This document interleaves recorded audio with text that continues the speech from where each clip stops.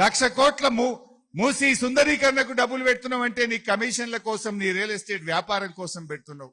Future city మీద ఖర్చు పెడుతున్నావంటే నీ రియల్ ఎస్టేట్ వ్యాపారం కోసం, నీ కమిషన్ల కోసం ఖర్చు పెడుతున్నావు. ఇది ఈ రాష్ట్రంలో జరుగుతున్నటువంటిది. నేను పోయినసారి మానకొండూరుకు వచ్చిన ఒక ఏడాది కింద అనుకుంటా, అక్కడ కొత్తపల్లి కాడనే మీటింగ్ అయింది. ఆ రోజు మీటింగ్ లో నేను ఏమన్నా అంటే, అరే రేవంత్ రెడ్డి దేవుని మీద ఒట్టు పెట్టి 15 ఆగస్టు కల్లా రుణమాఫీ చేస్తా అని దేవుణ్ణే మోసం చేసిండు రేవంత్ రెడ్డి.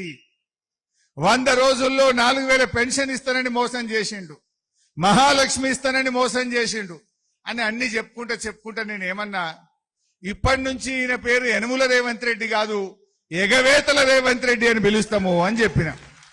యాదుకుందా మీకు? గా మాట అన్నందుకు మానకొండూరు పోలీస్ స్టేషన్ లో నా మీద కేసు పెట్టారు. ఇంకా కేసు ఉన్నది ఇప్పుడు కూడా. మొన్న మీ ఎస్ఐ నోటీస్ పంపిండు నాకు. ఎందుకు పంపినవా అంటే, నువ్వు ఎగవేతల రేవంత్ రెడ్డి అంటావా అంటాడు. మరి ఎగవేటినోని ఎగవేతల రేవంత్ రెడ్డి అనపోతే ఏమనాలి?